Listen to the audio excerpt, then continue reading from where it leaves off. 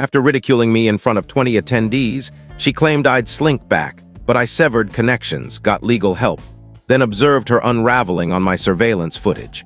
During her birthday bash, my girlfriend got tipsy, raised her glass and announced, "This is my boyfriend," loud enough for all to hear.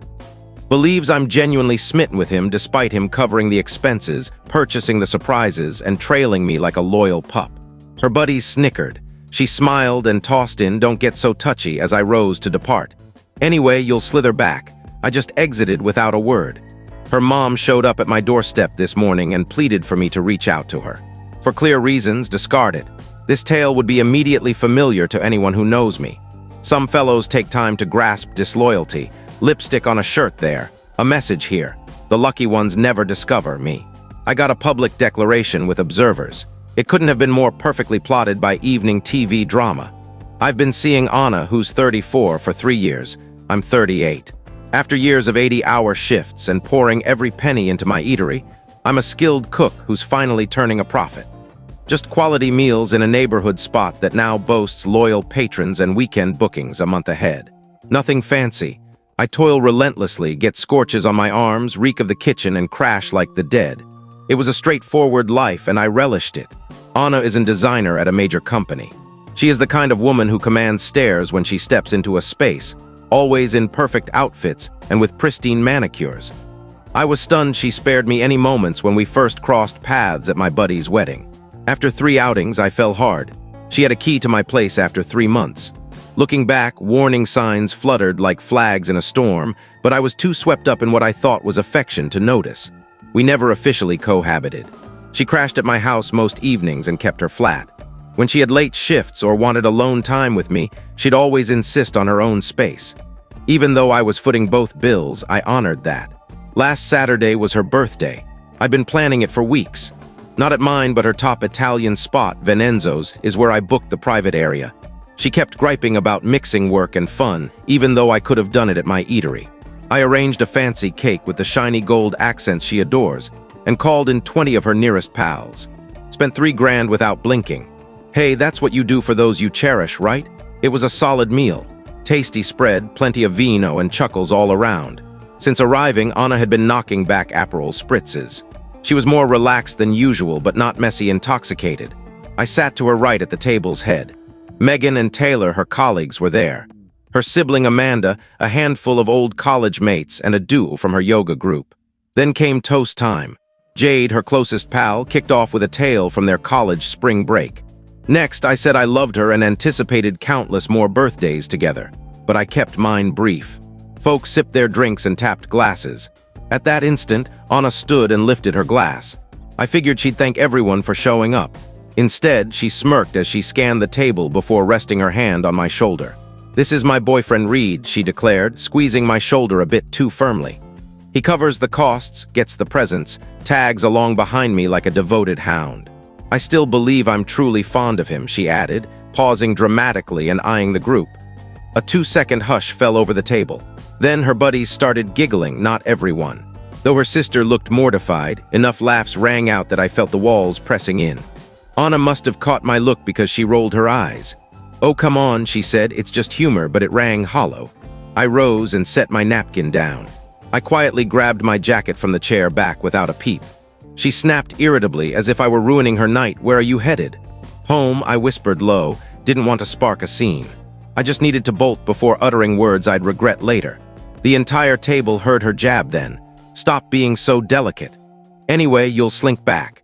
She delivered it with total certainty and disdain, like it was an undeniable fact, like I was a perfectly trained mutt who'd always return, no matter the abuse. I simply walked out and drove home mute. Just the hum of tires on pavement, no tunes, no rings, only my thoughts swirling like a tempest. What the hell just went down, and why wasn't I more stunned? I pulled up to my cozy home with a nice yard and a deck I'd built last summer. I poured 2 fingers of bourbon and sat outside. In retrospect, 3 years of memories suddenly shifted hue. The constant jabs at my calloused hands, my perpetual kitchen scent, how she couldn't bring me around some friends because I wouldn't get their chats, and her eye rolls when I mentioned the eatery. The mysterious late shifts. The quips about landing someone sharper. I wasn't dim. I knew she was more hooked on the life my rising success provided than on me. But But I guess I figured it'd grow into the real deal eventually. What a sham. My phone lit up non-stop for ages. Anna messaged in waves, from defensive to furious, from spoiling my birthday to pleading. "Sweetie, come back please." I didn't block her line, but silenced alerts. Wanted to log it all if it escalated. Sunday morning hit me with clarity I hadn't felt in years. I rounded up all of Anna's stuff at my place. Packed it tidy in crates, from jewels to outfits, cosmetics, and that ridiculous stationary bike she bought and pedaled twice. Took about 3 hours. I loaded it into my truck and placed her key atop one crate, drove to her flat. I still had the key she'd given early on for dropping stuff or waiting if she ran behind. I stepped into her living room and stacked the crates, then scribbled a short note. "Consider me not slinking back. You handle your rent come month end. You're solo after that." I left my key on the note and split. My phone erupted again by Sunday afternoon. Anna must have spotted the crates upon arriving home. She texted a snap of them piled in her living room with "Really? So dramatic. You're handling it like this." The messages turned frantic. Rings every 5 minutes. I stayed silent. Instead, I rang my lawyer, laid out the situation, and asked him to draft a letter officially ending my money duties to her. I reset passwords on all streaming accounts and phoned my bank to boot her from my card access. Truth be told, Sunday night stung. My whole life revolved around being a reliable guy who always delivers and follows through. Ending a 3-year bond, even a broken one, felt like defeat. But whenever I wavered, her voice echoed. "Anyway, you'll slink back like hell I would." I headed to work Monday as routine. Dove into crew rosters, menu schemes, and prep tasks. Told Marcus, my sous chef, the rundown. He nodded. Said, "She never merited you, boss," and that was it. No sob fest, no fuss, just nod and onward. That's why I dig kitchen crews. Always that raw, straight talk. Anna unraveled Monday night and posted online about some dude in a midlife funk tossing away his greatest catch. Her pals chimed in supportive, calling me childish and cruel. I left her number open on my phone and just screenshot everything, no replies, though I blocked them all online. Tuesday mirrored it, except she started roping in shared contacts as messengers. "Dude, Anna's livid." I texted my pal Chris, maybe hear her out. I detailed the scene. He never messaged back. Things shifted this morning, Wednesday. A knock hit while I prepped for shift. Susan, Anna's mom, stood there looking wrecked as I answered. Susan's always been warm to me, treating me like the boy she never had. First to rave that my beef bourguignon was the finest she'd savored. I nearly cracked seeing her there, eyes puffy from tears. "Reed." Her voice broke. "Please call Anna back. She's a wreck, hasn't eaten in 2 days. I brewed her coffee, let her in, and softly recounted the birthday dinner saga. Her face fell as I went on. She muttered, staring at her mug, "You just stormed out for no cause. You've been off for weeks before you vanished." No shock, Anna twisted the tale. She never owned her moves. "Susan," I said, "I cherished your daughter. Honestly, I think I still do.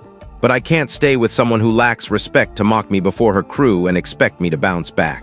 Susan nodded slowly.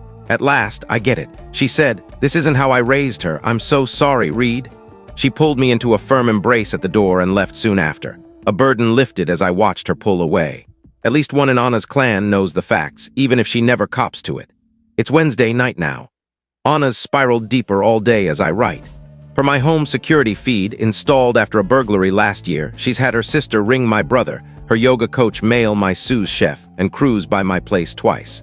Nobody's heard from me. I never knew silence could pack such punch.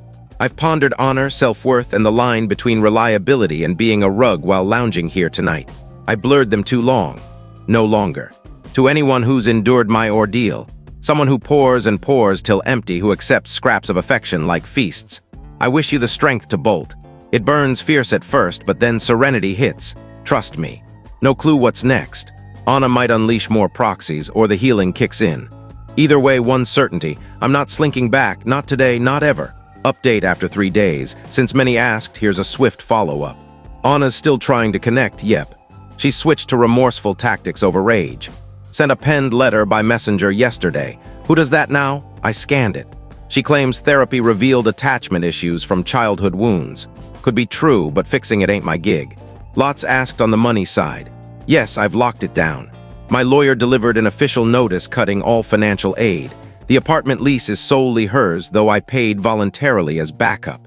I own the vehicle, she's got hers. I've documented all in case she pulls common law claims or such. Actually, Amanda, her sister, said sorry for Anna's mess. Admitted the birthday dinner shamed her. Turns out she's griped about Anna's rotten handling of me for years. Nice to see one pal with a moral compass. Oh, and on revenge queries, my plan's just thriving well. Back to the gym. Rekindled ties with overlooked buddies, even signed up for that pastry workshop I'd shelved. I was dropping $3,000 monthly on Anna, but that freed cash unlocks tons. Fingers crossed this wraps this saga, but I'll update if big stuff drops. 2 weeks later, the closing update. Since it's mostly settled and I'm set to advance, this is likely my last on this. The big news was last weekend. Anna's mom, Susan, asked me to lunch. I paused, but agreed. After apologizing again for her girl's antics, she shared intel I didn't have. This is Anna's routine. In her 3 prior romances, she exploited thriving guys, then acted shocked when they tapped out. Susan said, I adore my daughter, but she needs aid I can't provide. Turns out, Susan's urged therapy on her for years. The therapy letter was just another control play. After Mom intervened, Anna quit chasing me. Susan says she's now spinning to folks that she ended it for her well-being, and I was distant emotionally. Classic tale rewrite. But frankly, I couldn't care less. To the guy who said I should have blasted her publicly instead of leaving. You might be right, but poise isn't drama. It's knowing when to opt out. Walking felt right to me. I met a gal in pastry class, and we've had 2 outings. Keeping it casual, but it's nice chatting with someone who truly asks about my day and cares for my answers.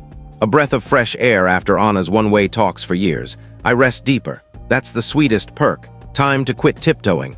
No more dreading bank checks. No more faking to please someone eternally displeased. For dubbing me a king over my handling, some of you. I dunno about that. I'm just a dude who decided his honor couldn't bend. Guess I'll claim the crown if that makes me regal. Thanks again, all. It helped more than you know, restoring not just my say, but my value. Thanks for joining this chaotic kin saga. If you dig Reddit, subscribe and hit alerts so you catch the next one.